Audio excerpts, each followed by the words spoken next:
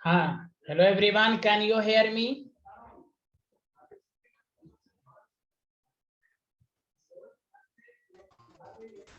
Yes, sir. Okay.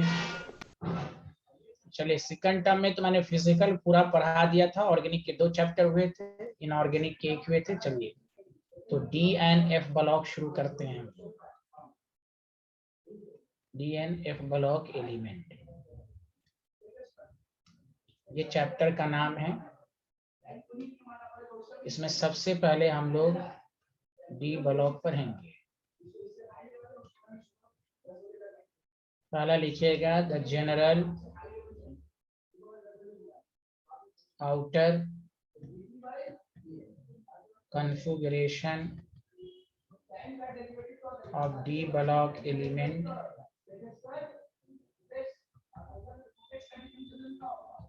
is n-1D ns 0 से 2। याद रखिएगा, आपने 11th में पढ़ा होगा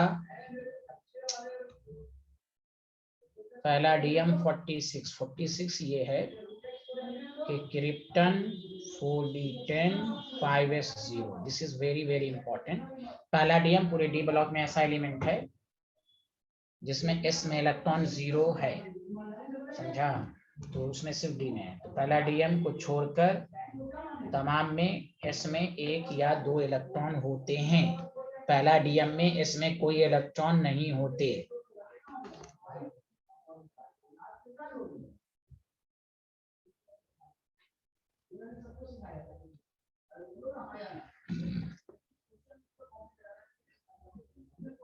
कोई डाउट?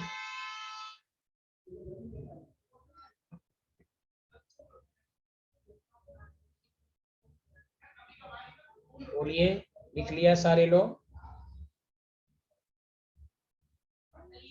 7. अच्छा,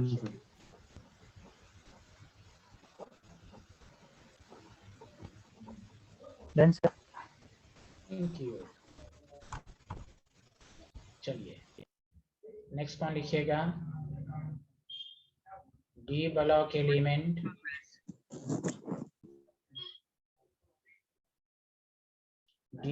element is also called transition element. अरे स्वास्थ्य भंडारी, कैसी हैं आप? यस सर, ठीक है। एग्जाम हुआ सही? Yes sir, sir. ठीक है। लक्ष्य, आपका एग्जाम सही गया था? लक्ष्य? Yes sir. गुड। अब लिखिए transition element define as that element in which d orbital is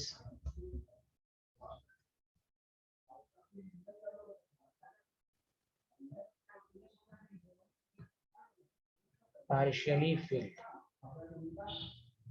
in ground state। ये मॉडर्न डिफिनेशन, यही ट्रांजिशन एलिमेंट की प्रॉपर्टीज भी है कि अनपेयर्ड इलेक्ट्रॉन होना चाहिए, पार्शियली फिल्ड होना चाहिए, D1 से लेकर D9 होना चाहिए, ग्राउंड स्टेट और इन कॉमन ऑक्सीडेशन स्टेट, जिसको हम एक्साइटेड स्टेट भी कहते हैं, ऑक्सीडेशन स्टेट कह दीजिए, या कहीं कहीं पर कंबाइन स्टेट। ऑब्वियसली कोई एलिमेंट कंबाइन करेगा तो इलेक्ट्रॉन लॉस होगा। यही ट्रांजिशन एलिमेंट की मॉडर्न डिफिनेशन है। ट्रांजिशन एलिमेंट होने के लिए डी ऑर्बिटल को पार्शियली फिल्ड होना चाहिए, पार्शियली फिल्ड होना चाहिए।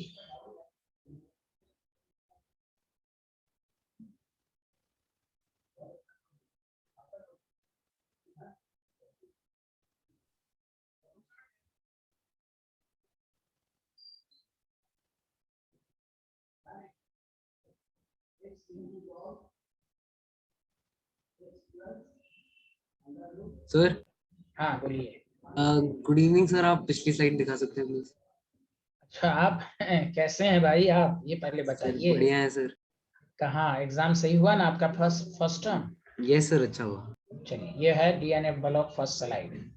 तो हम लोग तो फिजिकल तो पूरा पढ़ ही चुके हैं ना ऑलमोस्ट, सरफेस को छोड़कर। Yes sir. मैंने पहले हम लोग इनऑर्गेनिक पढ़ लेंगे, डी ब्लॉक एंड कोऑर्डिनेशन। ये स्क्रीनशॉट ले लीजिए, ले लिया? यस सर, ले लो। ये सेकंड स्लाइड है।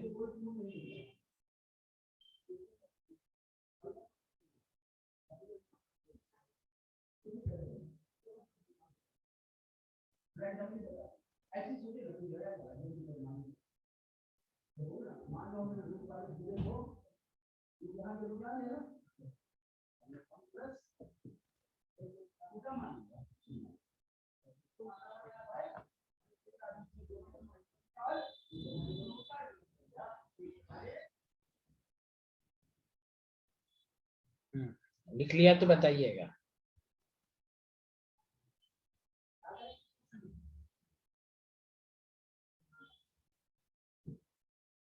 कौन सा?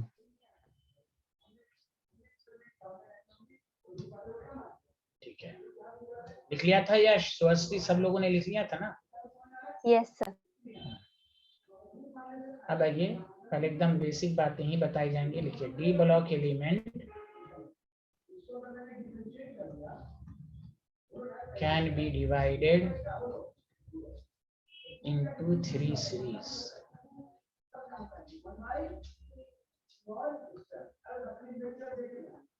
थ्री डी सीरीज जिसमें स्कैंडियम 21 से लेकर जिंक 30 तक है।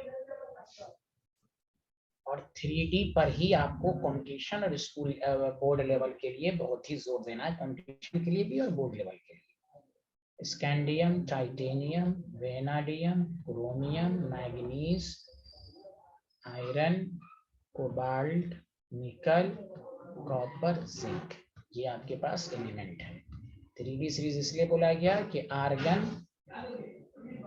4s2 3d1 से लेकर argon 3d10 4s2 21, 22, 23, 24, 25, 26, 27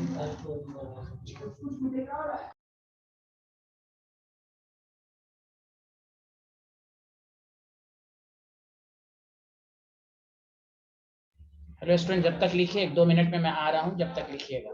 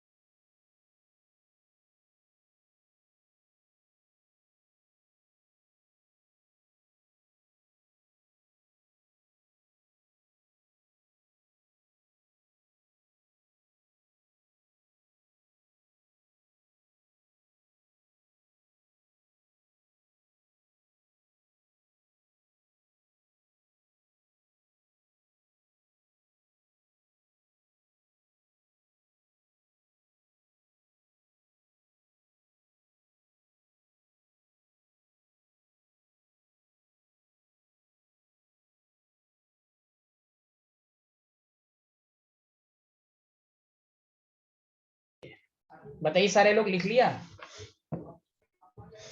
done.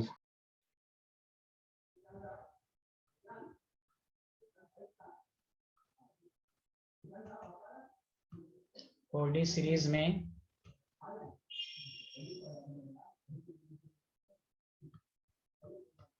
Ethereum 39 to cadmium CD 48, इसको हम इथेरियम कहते हैं, TRUM। इसमें अच्छे स्टूडेंट की पहचान है, एक एक लिनेमेंट पर कमांड हो।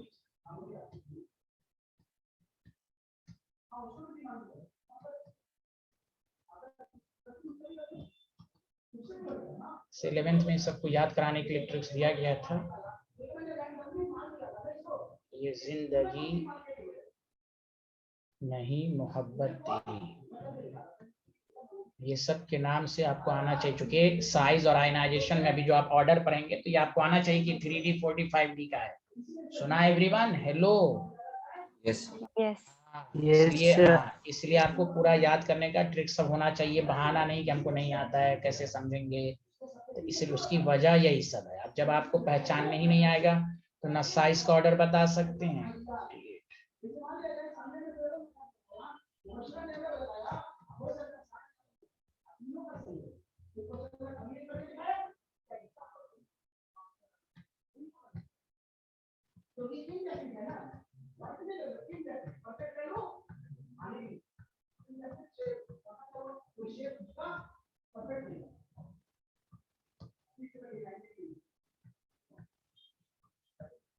अच्छा, आज का मतलब यही है, CD का मतलब चांदनी।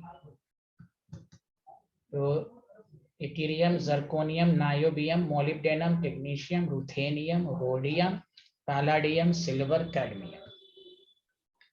एकदम 39 से 48 के बीच में आपको ये बात मालूम होनी चाहिए कि ये 4D सीरीज एलिमेंट है।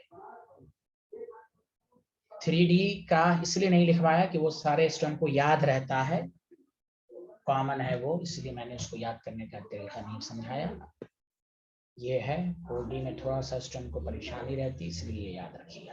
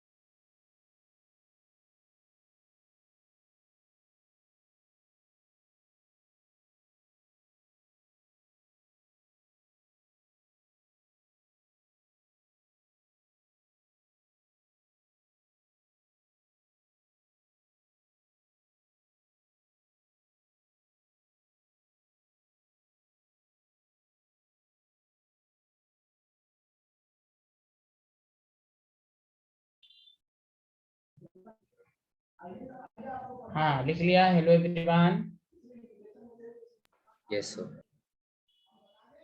सब लोगों ने लिख लिया?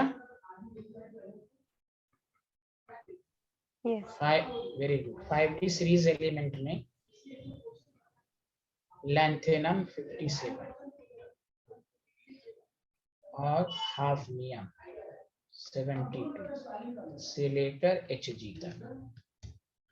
57 के बाद 72, 58 से 71 F ब्लॉक आप पढ़िएगा। ऐसे F ब्लॉक पूरा रिड्यूस सिलेबस में है, लेकिन हम आपको पूरा पढ़ाएंगे। यहाँ देखिए,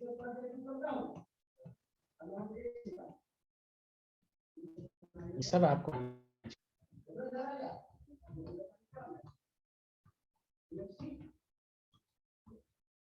लिखिए। वही है कि आपके पास जेनन है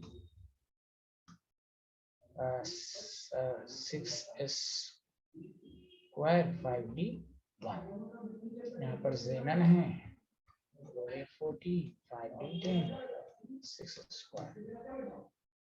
तो आपको ला दोनों को मिलाकर हफ्ता, ला हफ्ता, है ना, हफ्ता वसूला जाता है ना, वरना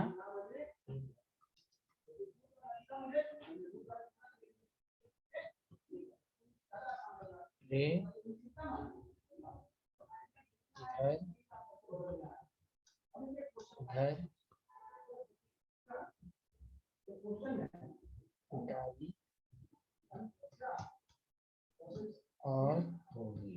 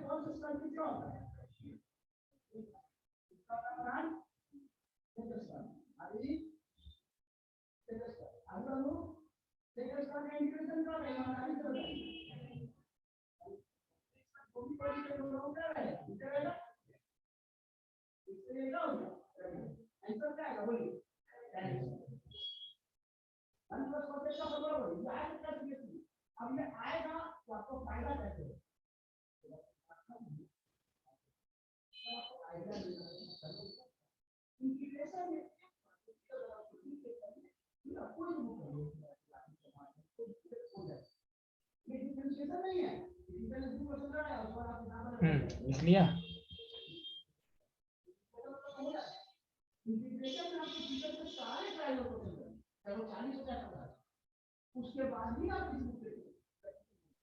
Yes, sir. Done, sir. Very good. अब आइए 5D सीरीज, ये बेसिक बातें के अलावा नीचे नोट लिखिएगा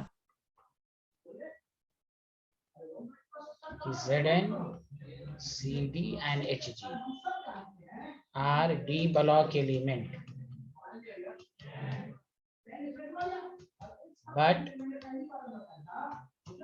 but they are not transition element. ये तीनों ट्रांजिशन एलिमेंट नहीं है, सूडो ट्रांजिशन कह सकते हैं आप ट्रांजिशन एलिमेंट। उसका रीजन ये है कि डिफिनेशन को फॉलो नहीं कर रहा, because they have completely filled d orbital, जबकि अनपेयर्ड इलेक्ट्रॉन होना चाहिए completely filled d orbital in ground state as well as in combined state.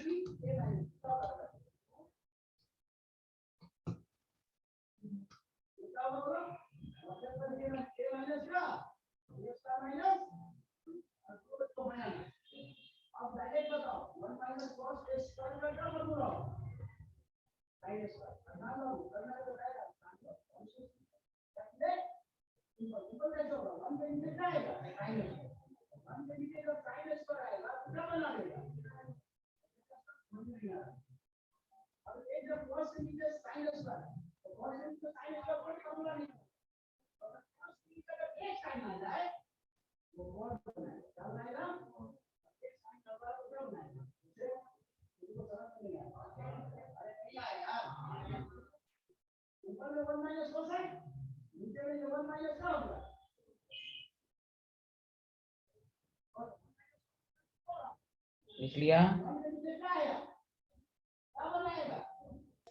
Yes sir.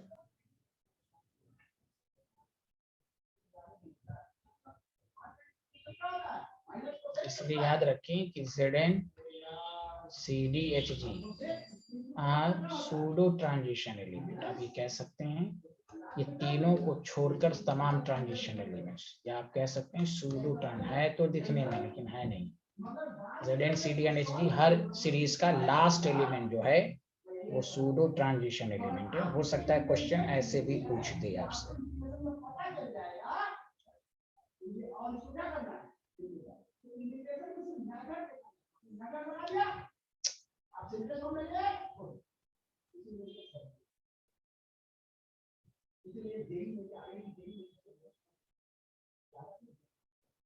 लिख लिया सारे लोग, हाँ या ना?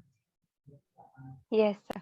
चलिए अब आइए टॉपिक डालिए फिजिकल प्रॉपर्टीज। यहाँ से शुरुआत करते हैं।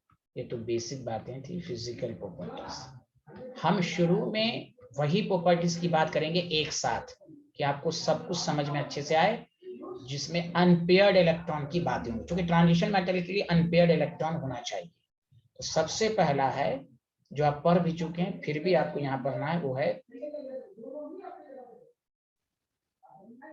मैग्नेटिक मोमेंट या मैग्नेटिक प्रॉपर्टीज। पहले लिखिए मैग्नेटिक प्रॉपर्टीज। याद है आप 11th से पढ़ते आ रहे हैं कि मैग्नेटिक प्रॉपर्टीज के लिए जरूरी है कि किसी भी एलिमेंट में अनपेयर्ड इलेक्ट्रॉन हो। अनपेयर्ड इलेक्ट्रॉन होगा तो पैरामैग्नेटिक होगा, अब पेयर्ड इलेक्ट्रॉन होगा तो डाया। तो ट्रांजिशन एलिमेंट की डिफिनेशन ही इस बात को साबित कर रहा है कि ये पैरा होगा। मैग्नेटिक प्रॉपर्टी शो करेगा due to the presence of unpaired electron. तो नीचे लिखिए पहला पॉइंट कि ट्रांजिशन एलिमेंट, मेरे साथ साथ लिखिए, ट्रांजिशन एलिमेंट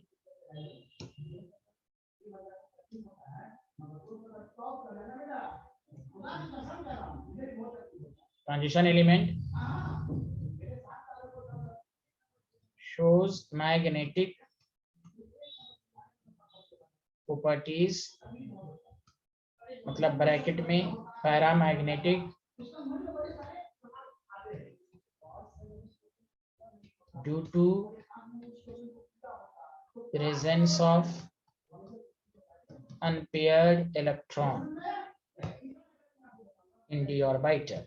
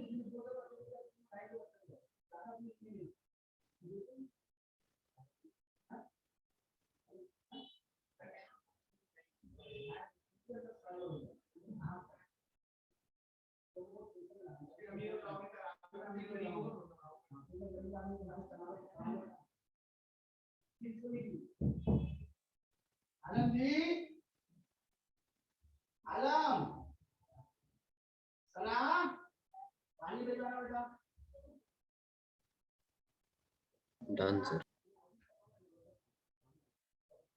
अब आइए, तो केमिस्ट्री में या फिजिक्स में भी मैग्नेटिक प्रॉपर्टीज जो होती है, magnetic properties are expressed in terms of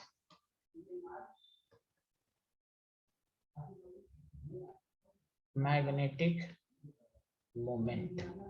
याद रखिए मैग्नेटिक मोमेंट ही बताता है। तो magnetic moment directly proportional to number of unpaired electron, जितना अनपेयर्ड इलेक्ट्रॉन ज्यादा होगा। तो मैग्नेटिक मोमेंट निकालने का फॉर्मूला होता है √n+2 Bm।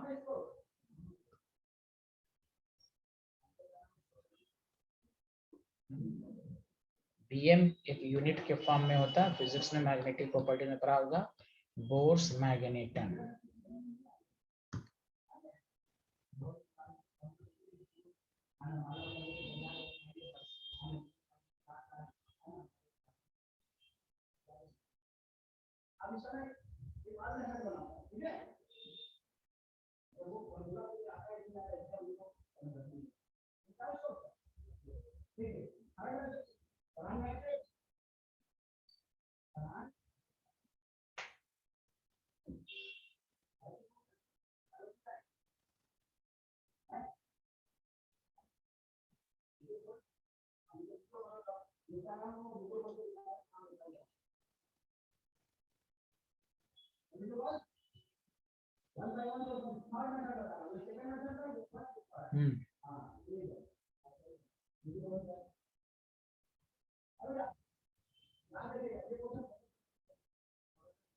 लिख लिया तो बताइएगा।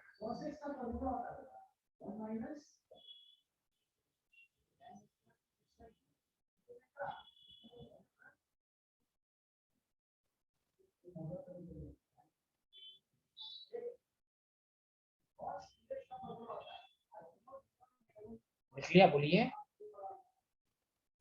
Yes, sir. गुड। अब जैसे आपको कहेगा Mn+2 का मैग्नेटिक मोमेंट निकाले तो आपको इलेक्ट्रॉनिक कन्फिगरेशन आना चाहिए।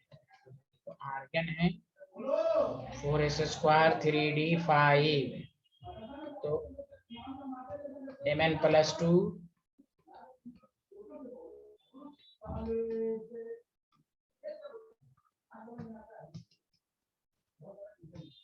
n+2 Bn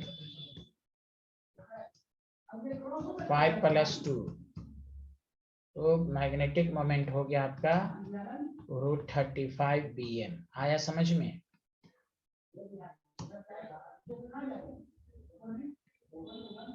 hello everyone.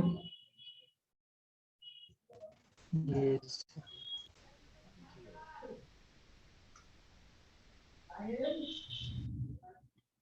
आप मुझे Ni+2 का निकाल के दिखाइए, Fe का दिखाइए और Zn+2 का दिखाइए प्लीज एंड प्लीज, जल्दी से। उसके बाद नेक्स्ट टॉपिक पर आएंगे।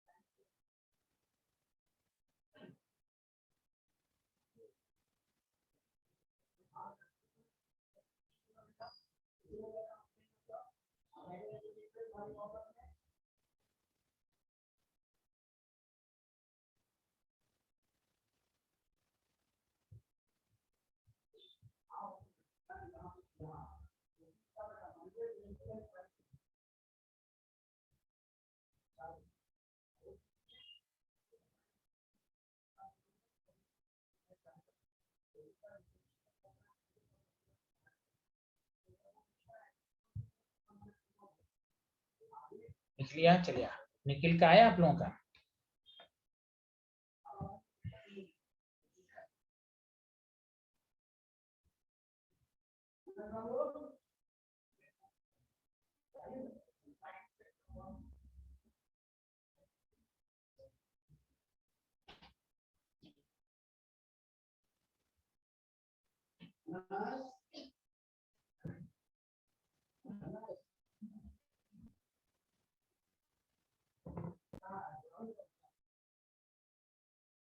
Ni28 होता है argon 4s² 3d8।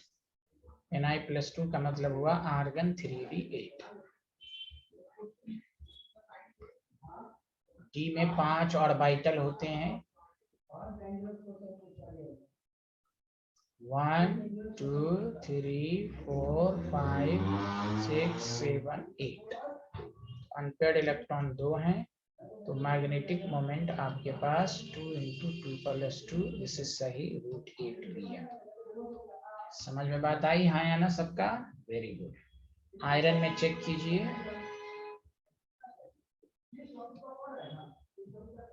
Yes.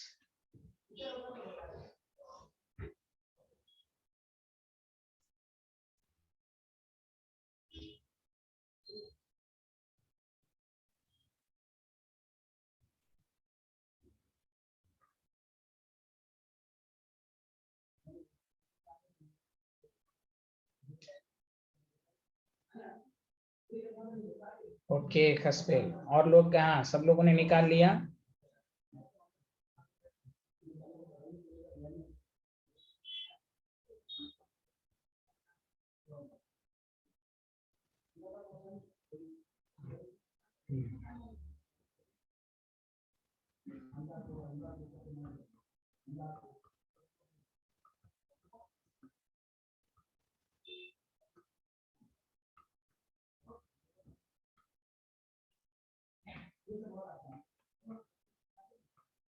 3d6 का मतलब ये हुआ,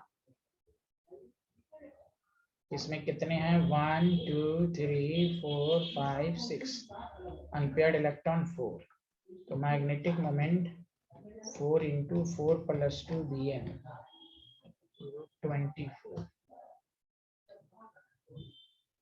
आपके पास Zn+2 है, तो जिंक का 30 होता है, आर्गन 3d10 4s², Zn+2 आपके पास हो गया आर्गन 3d10, तो अनपेयर्ड इलेक्ट्रॉन 0, तो मैग्नेटिक मोमेंट भी 0, तो ये डाया मैग्नेटिक हो जाता है, बाकी सब पैरा होगा।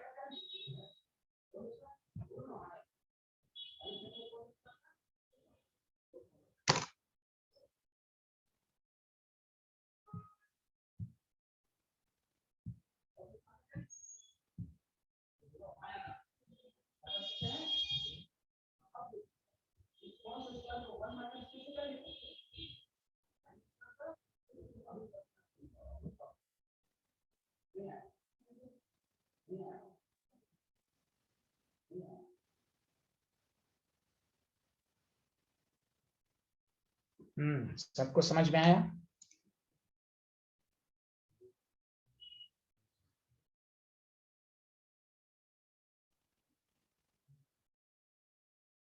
यस। चलिए अब हम नेक्स्ट टॉपिक पर आते हैं, मैग्नेट अनपेयर्ड इलेक्ट्रॉन। अच्छा, एक चीज मैं बता देता हूँ, इसमें उल्टा क्वेश्चन भी कभी कभी पूछा जाता है, तो उसके लिए मैं एक तरीका सिखा देता हूँ कि अगर आपके पास अनपेयर्ड इलेक्ट्रॉन है तो इससे आपको आइडिया मिल जाएगा। अनपेयर्ड इलेक्ट्रॉन 1 है तो मैग्नेटिक पॉइंट 1.73 है, √3 की वैल्यू। अब देखिए, अगर अनपेयर्ड इलेक्ट्रॉन 2 है तो डायरेक्ट वैल्यू बोलो √0.86, 3 है तो 3.86 ना बोल के 8 बोल दो, लगभग ऑलमोस्ट। 4 है तो डायरेक्ट वैल्यू याद रखो 4.8, 5 है तो अब 1 पॉइंट बढ़ा दो 5.9, 6 है तो 6.9, 7 है तो 7.9, 8 है तो 8.9। उसी तरह देखो, कभी कभी क्वेश्चन उल्टा भी दे देता है कि आपसे पूछ देगा the magnetic moment of a substance is 5.92 Bm. Calculate the unpaired electron, तो आपका टाइम बच गया। डायरेक्ट बोलिए अनपेयर्ड इलेक्ट्रॉन 5.92 है तो कितना हो जाएगा 5, बोलिए हाँ या ना। हेलो एवरीवन, अरे बोलिए ना। Yes, sir. यस। ये डेटा के बेसिस पर आपको देगा। और दूसरी बात यह है कि अगर रूट नहीं भी निकालने आ रहा है तो डायरेक्ट हो जाएगा, 4 है तो 4.8 लिख दीजिए।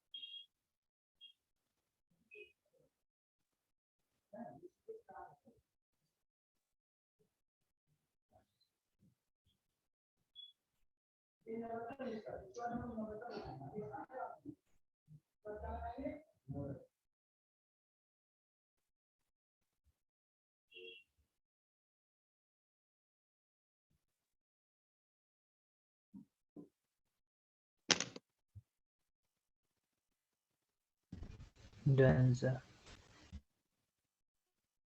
डन।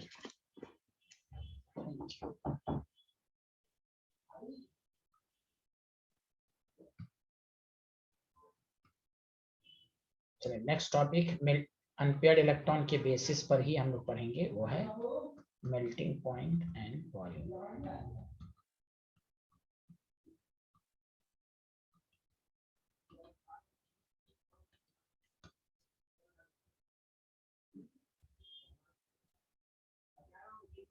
ठीक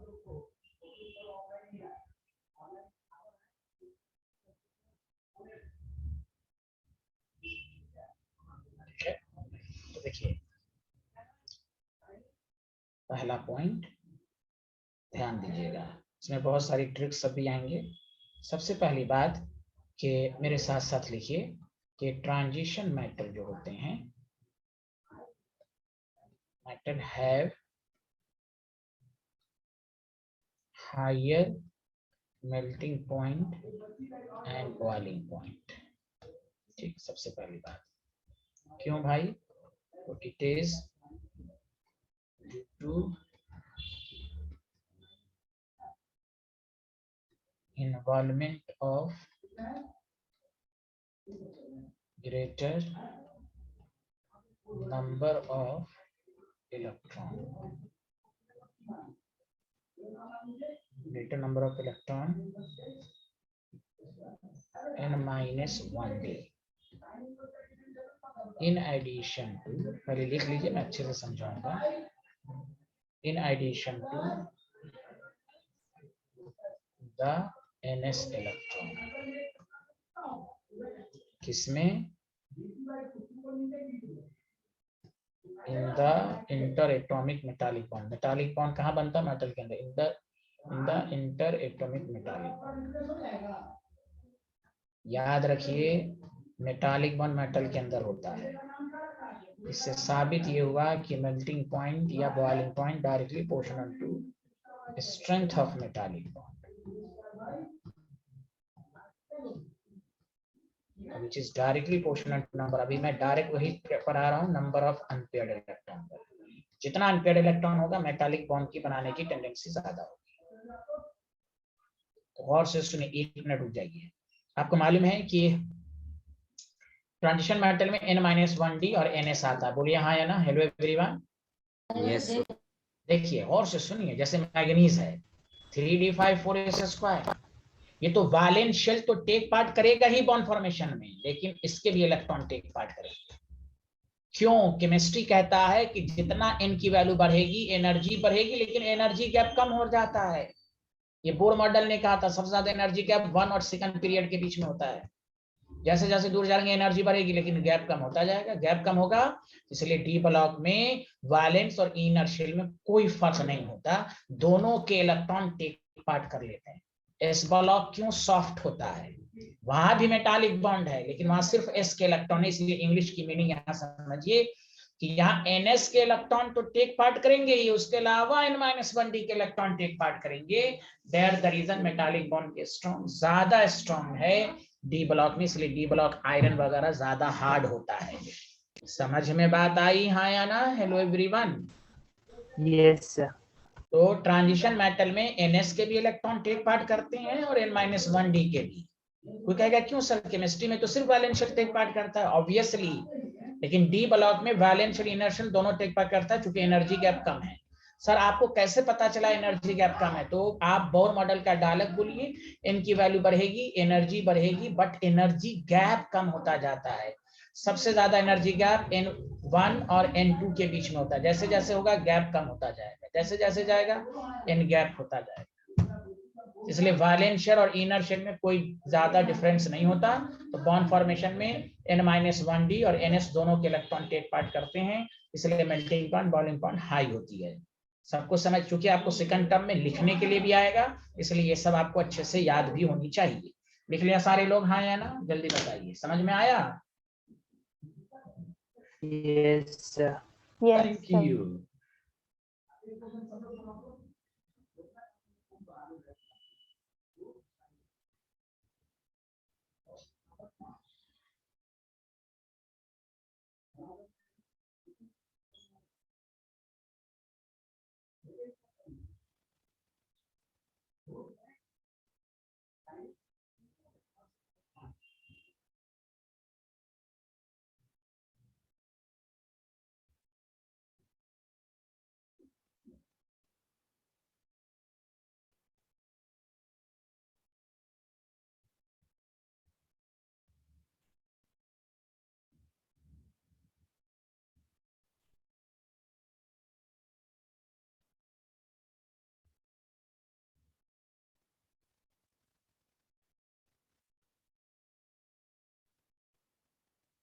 लिखने पर बोलिएगा प्लीज।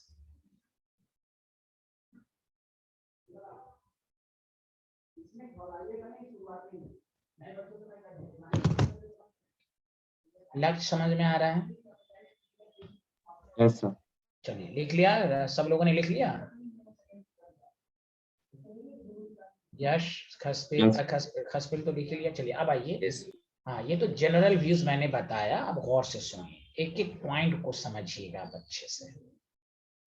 पहले हम 3D सीरीज की बात करेंगे। अब सारा पॉइंट इंपॉर्टेंट है, कोई ऐसा पॉइंट नहीं कि जो कहे ये छोटा है। देखिए 3D सीरीज में क्या होता है, अच्छे से समझिए।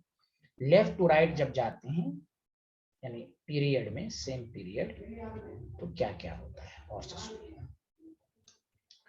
तो आपको मालूम है कि लेफ्ट टू राइट जाएंगे तो number of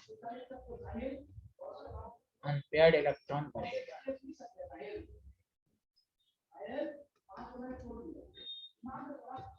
strength of metallic bond increase होगा। मेल्टिंग पॉइंट भी इंक्रीज होगा, ठीक। एंड इट इज मैक्सिमम, और से समझिए, it is maximum at the middle of the period, at the middle of the period. क्यों, वो अभी बताएंगे, क्योंकि अनपेयर्ड इलेक्ट्रॉन बहुत ज्यादा हो जाता है। देन उसके बाद मेल्टिंग पॉइंट क्या होगा, डिक्रीज करेगा ड्यू टू, चूंकि पेयरिंग शुरू हो जाएगी तो due to decrease in number of unpaired electron. बताइए हाँ या ना? हेलो एवरीवन, समझ में बात आई? Yes. हाँ। अब इसमें ऑर्डर कैसे याद रखना, आप देख लीजिए ऑब्जेक्टिव सब में ऑर्डर कहेगा लिखने के लिए, वो सब मैट्रिक्स बताऊंगा। पहले एकदम धीरे धीरे चलना है कि पहले 3D सीरीज में क्या होता है, तो लेफ्ट टू राइट शुरू में बढ़ता है, मिडिल पे मैक्सिमम होता है, लास्ट में डिक्रीज करता जाता है। पहले लिखिए इसको।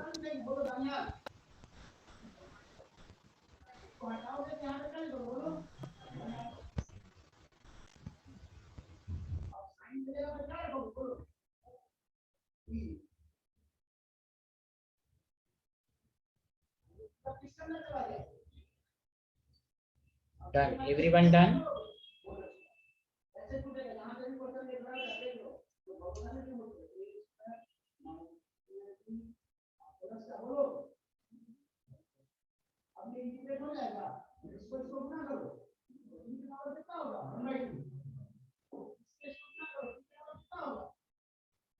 Done, sir. अब आइए गौर से सुनिए। ओवरऑल ये है कि आपके पास कोई सीरीज है, मैक्सिमम मेल्टिंग पॉइंट है और मिनिमम मेल्टिंग पॉइंट है। 3D में क्रोमियम का मैक्सिमम जिंक D10 होता है। क्यों मैक्सिमम क्रोमियम, वो सब लिख पाएंगे। 4D सीरीज में मैक्सिमम पूछ देगा डायरेक्ट मोलिब्डेनम, तो कैडमियम का सबसे लास्ट वालेगा। 5D में टंगस्टन WHG का सबसे मिनिमम। अब क्यों होता है, ये तो कंप्लीटली फील्ड है, इसका मैक्सिमम क्यों होता है, कंप्लीट ज्यादातर अनपेयर्ड है, पहले लिखें फिर हम आगे बढ़ते हैं।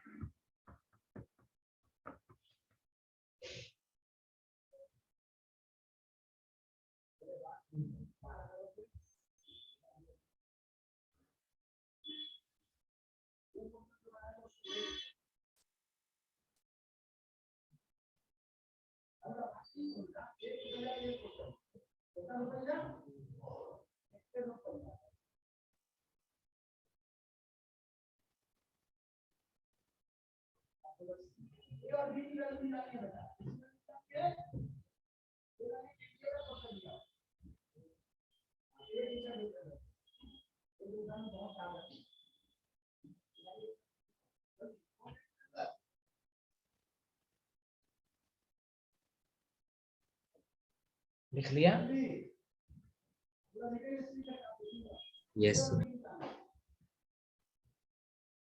अब आइए कि जैसे अगर आपके पास 3D है, 4D है, 5D है, क्रोमियम 24 है, उसके नीचे मोलिब्डेनम है 42, उसके बाद टंगस्टन है।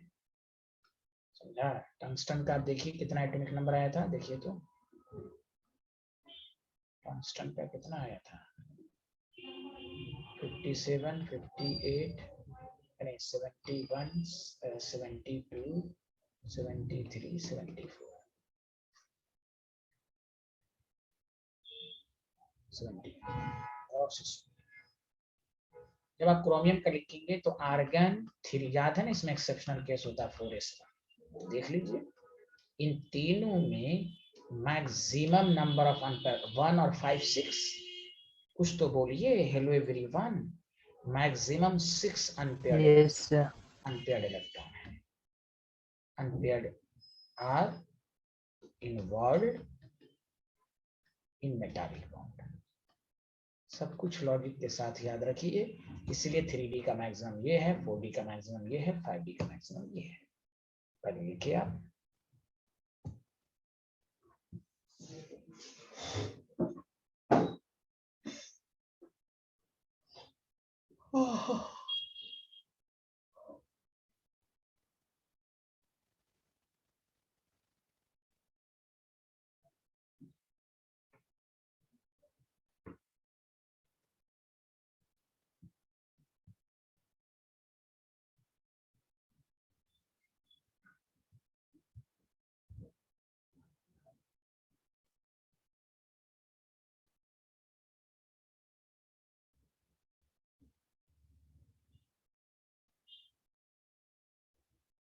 लिख लिया?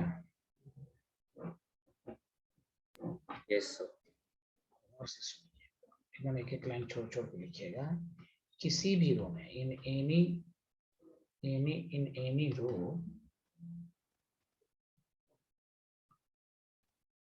थ्री डी है, 4D है, 5D है, चाहे कोई भी है, the melting point of this matter rise to maximum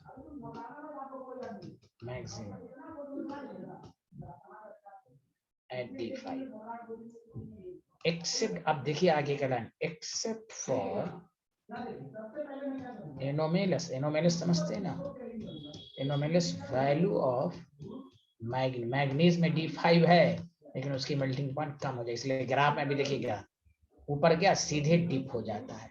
manganese में जबकि D5 है, टेक्नीशियन में 4D सीरीज में D5, लेकिन इसकी डिप ग्राफ में, ग्राफ अभी आएगा, ग्राफ बढ़ रहा है। जब क्रोमियम का मैक्सिमम, जबकि मैग्नीज में D5 है, इसका भी होना चाहिए, लेकिन ग्राफ में डिप आ जाता है, मेल्टिंग पॉइंट में जस्ट डिप आ जाता है। भाई anomalous value manganese and technetium, then उसके बाद फॉल रेगुलरली, उसके बाद मेल्टिंग पॉइंट तो लगातार fall regularly as atomic number increases. In any row, melting point is rise to maximum D5. D5 तक एकदम बढ़ेगा, लेकिन किसको छोड़कर? मैग्नीज और टेक्नीशियन को छोड़कर। 3D में मैग्नीज, 4D सीरीज में टेक्नीशियन। कुछ तो बोलिए। Hello everyone. Yes, sir.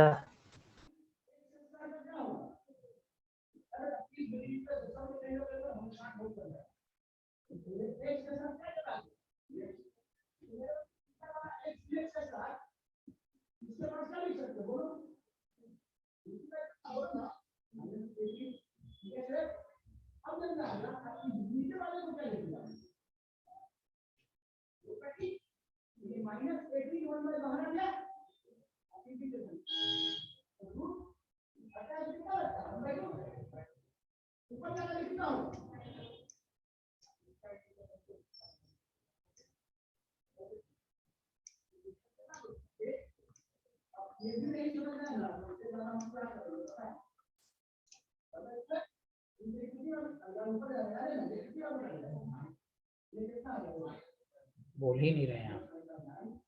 Done sir. Sir.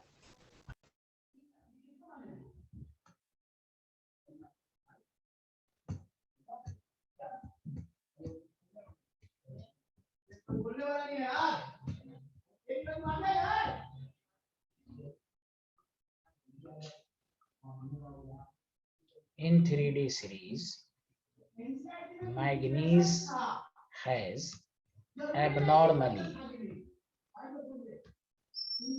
low melting. Typical structure, इसलिए एनसीईआरटी बीसीसी वगैरह पढ़ा है ना आपने, बीसीसी एससीपी सॉलिड स्टेट में, इसलिए देखिएगा मैं एनसीईआरटी में सबका स्ट्रक्चर दिया डी ब्लॉक में ड्यू टू टिपिकल स्ट्रक्चर, तो डेटा के बेसिस पर, दूसरा टिपिकल स्ट्रक्चर की बेसिस पर, समझा। तो मैग्नीज में टिप आ जाता है। अब 4D का भी वही है, 4D में भी यही याद रखना है, इन 4D सीरीज में भी। उसके बाद फिर हम ऑर्डर लिखना सिखाएंगे कैसे याद रखना है। टेक्नीशियम भी एबनॉर्मली लो मेल्टिंग पॉइंट है।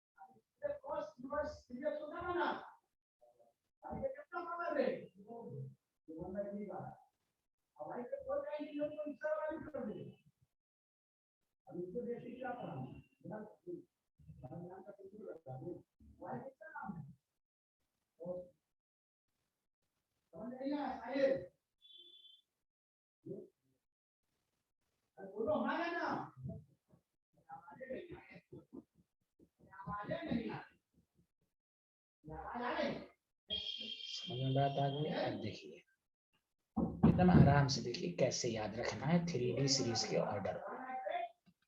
एकदम ग्राफ पूरा बना हुआ है, ग्राफ में पूरे एलिमेंट देखिए, स्कैंडियम है, टाइटेनियम है, वेनाडियम है, क्रोमियम है, मैग्नीज है, कोबाल्ट है, मैग्नीज है, आयरन है, कोबाल्ट है, निकल है, कॉपर है, जिंक है। देखिए और से सुनिए, मैग्नीज की मेल्टिंग पॉइंट एबनॉर्मली लो है, इसका जिंक का तो सबसे लो है D10 की वजह से, तो शुरू में इंक्रीज करेगी। यहाँ देखिए ये जो है मेल्टिंग पॉइंट इंक्रीज करेगी, ठीक है। अरे बोलिए ना, हेलो एवरीवन।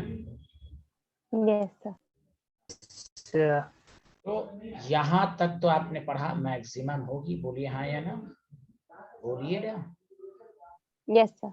तो देखिए क्रोमियम, वेनाडियम, टाइटेनियम, स्कैंडियम, एकदम तोड़ तोड़ के पढ़िए।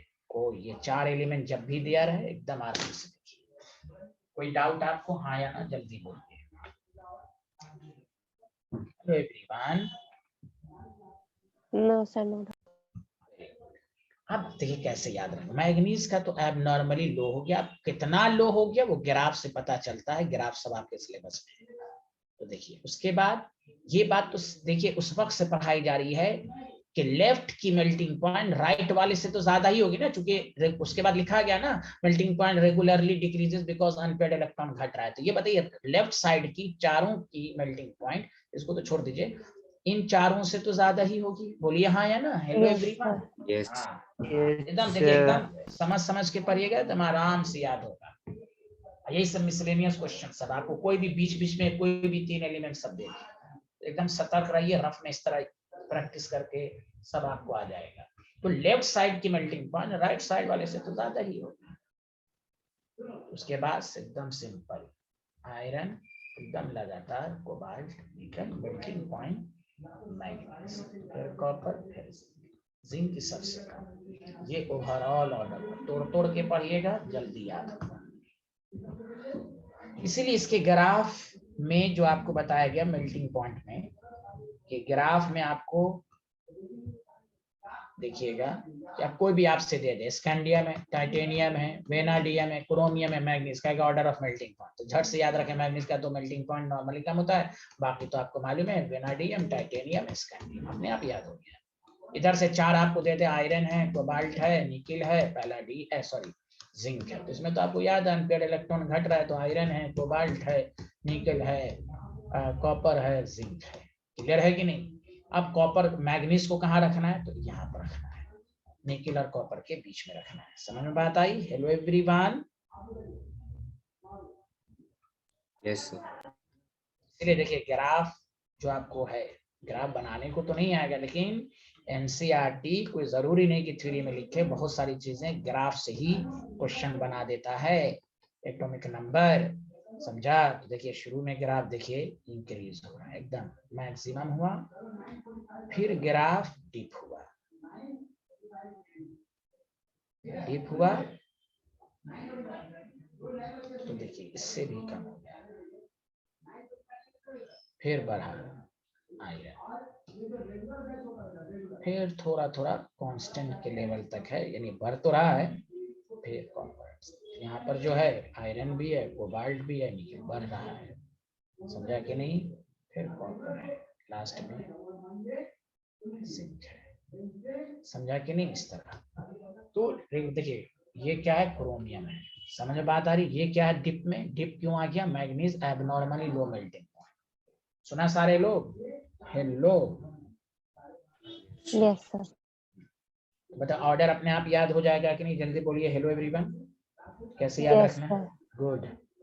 ऑर्डर यही सब इम्पोर्टेंट है, बी ब्लॉक में यही सब खतरनाक चीजें सब आपसे पूछेगा, तो आपको आंसर आना चाहिए। एक मिनट, ये तो लिख ही लिया था, हाँ ये लिख लिया।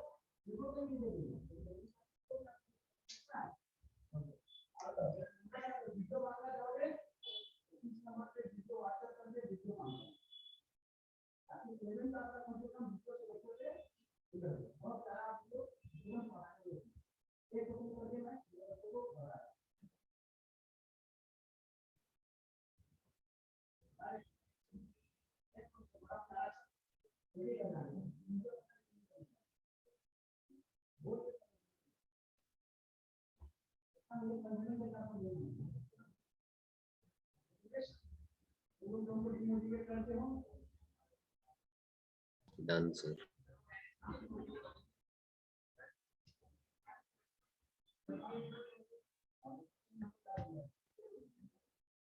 इस क्वेश्चन में क्या करेगा? ये क्वेश्चन सबसे प्यारा क्वेश्चन है, ये बार-बार आता है।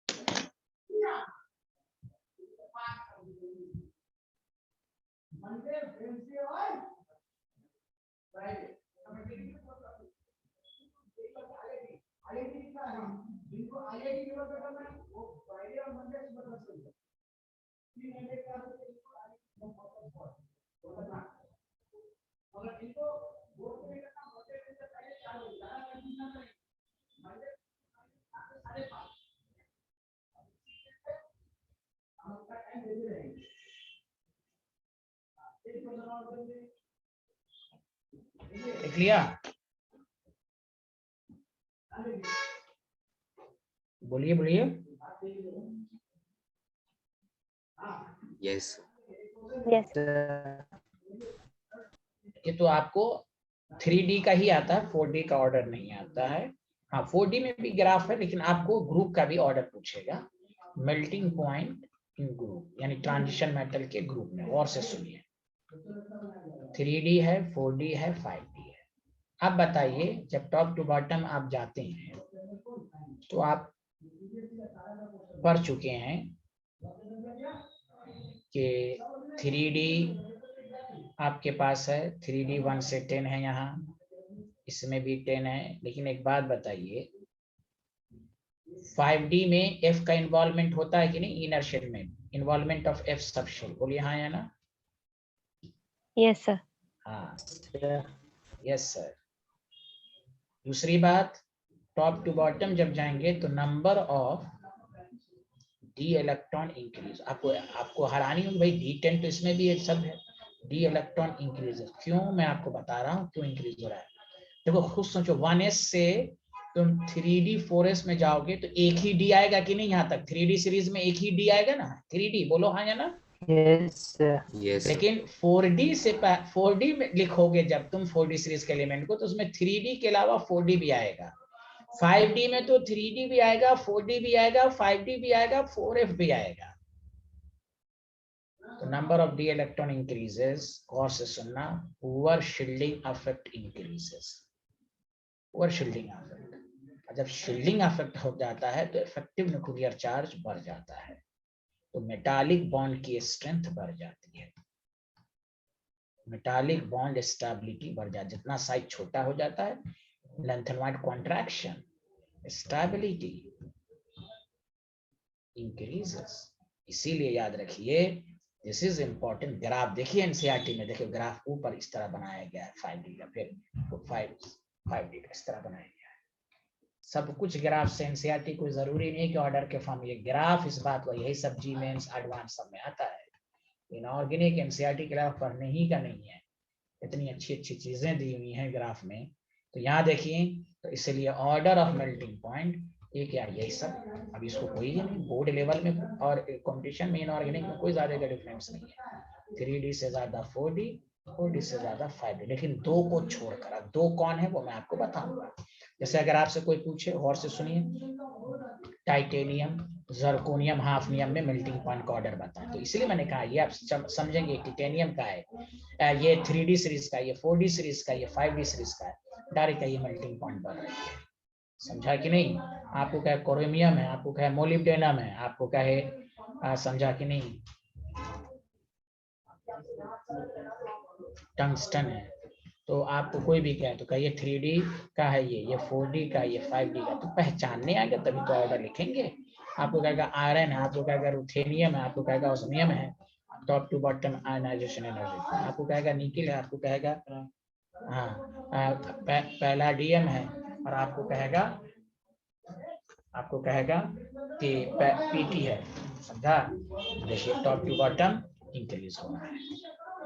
आपको कहेगा वेनाडियम है, आपको कहेगा नायोबियम है, आपको कहेगा टैंटेनम है। अब आपको एलिमेंट ही नहीं पहचानने आ गया तो उसमें मेरी क्या गलती है? अरे बोलिए ना, आ रहा है समझ में? Hello everyone. यस यस, आप सुनिए, लेकिन इसमें एक इंपॉर्टेंट गुफ्तगू ये करनी है कि आपको कह देगा जिंक, कैडमियम और Hg। तो देखो Hg लिक्विड फॉर्म में ना हो जाता है। हेलो एवरीवन, हेलो बोलिए ना। 3D 4D 5D, तो अब 5D का मेल्टिंग पॉइंट यहाँ ज्यादा नहीं होगा। कोई बोल ही नहीं रहा है, कुछ तो बोलिए। यस सर Yes, सब sir. हाँ, तो अब ये रूल जो है, ये रूल इसमें नहीं चलेगा, 5D सीरीज में नहीं चलेगा। कुछ तो बोलिए, कुछ तो बोलिए। तो कैसे ऑर्डर ऑफ मेल्टिंग पॉइंट क्या होगा? यहाँ तक तो बढ़ जाएगी, मेल्टिंग पॉइंट यहाँ तक बढ़ जाएगी। तो ऑर्डर ऑफ मेल्टिंग पॉइंट इसमें जो होगा वो जिंक सबसे कम होगा, CD का सबसे ज्यादा, फिर जिंक, फिर Hg। सतर्क रहना है क्योंकि ये लिक्विड में है। और एक और, क्यों एक और कौन सा है? देखिए स्कैंडियम, यूटेरियम, लैंथेनम। ये 3D का है, ये 4D का है, ये 5D का है या नहीं? जल्दी बोलो हाँ या ना, जल्दी बोलो। अरे यार कुछ तो बोलो। Yes, sir. इसका कॉन्फ़िगरेशन क्या होता है? 3D1 होता है इसमें, इसमें 4D1 होता है, इसमें 5D1 होता है। और ये पूरा ऐसा ग्रुप है, ओनली, मेरी बात गौर से सुनिए, ओनली ट्रांजिशन मेटल ग्रुप, गौर से सुनिए, ओनली ट्रांजिशन मेटल ग्रुप जिसमें लैंथेनॉइड कॉन्ट्रैक्शन नहीं होता, क्योंकि F है ही नहीं, लैंथेनॉइड कॉन्ट्रैक्शन नहीं होता है। अरे बोलो ना, group where no pouring of shielding effect factor is applied। कुछ तो समझ में आया? जल्दी बोलिए। कुछ तो समझ में आया? बोलिए ना। Yes, sir. हाँ, क्योंकि ला हफ्ता में F आ जाता है 72 में।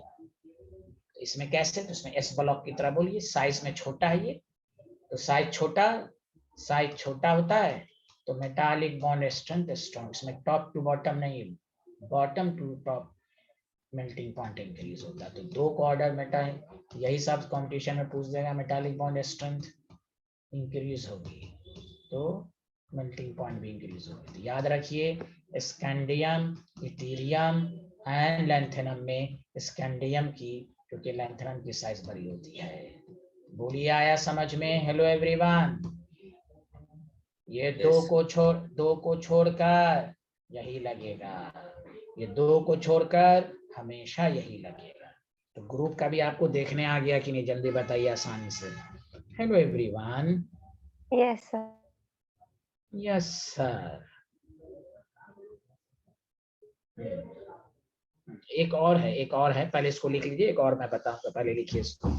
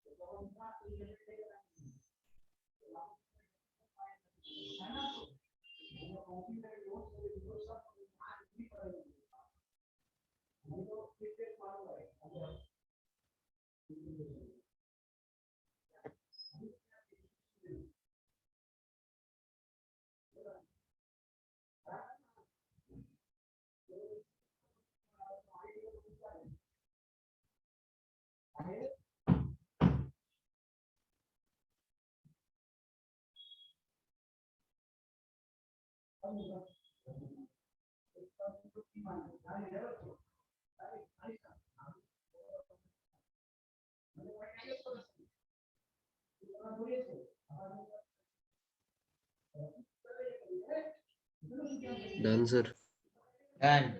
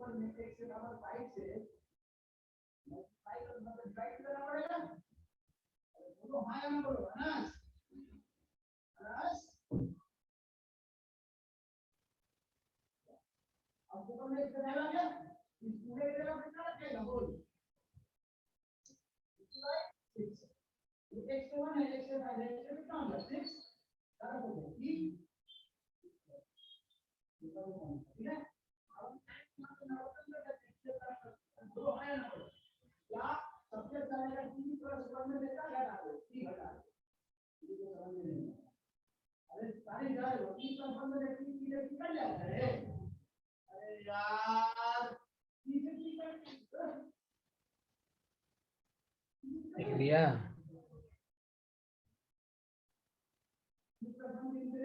Done, sir.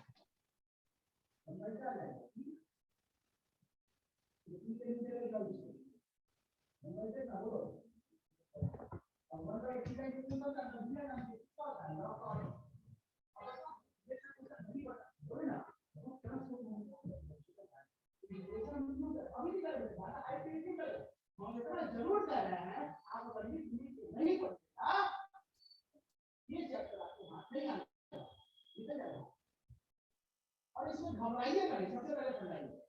जो क्वेश्चन मैंने सॉल्व करा होगा उसको देखिए, मेरे वीडियो को देखो, उसको लिखिए, और तब आरडी शर्मा के एग्जांपल सीखिए या इंसर्ट अपनी एक्सरसाइज तभी ना मेरे पास आइए,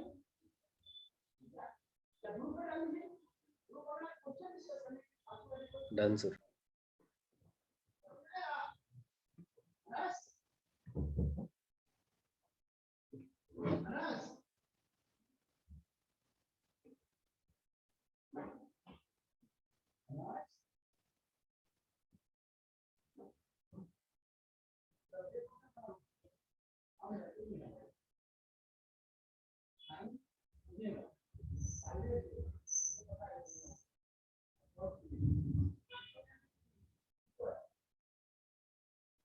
Sin 5x cos 3x.